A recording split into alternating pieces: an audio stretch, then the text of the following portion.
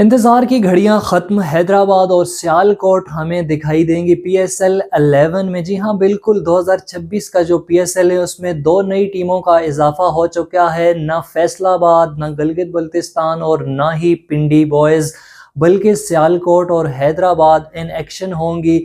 आज हतमी फैसला हो चुका है। फवाद सरवर साहब और हमजा मजीद साहब ने टीमें खरीद ली गई हैं। एक टीम का नाम होगा सियालकोट, जबकि दूसरी टीम हैदराबाद होगी।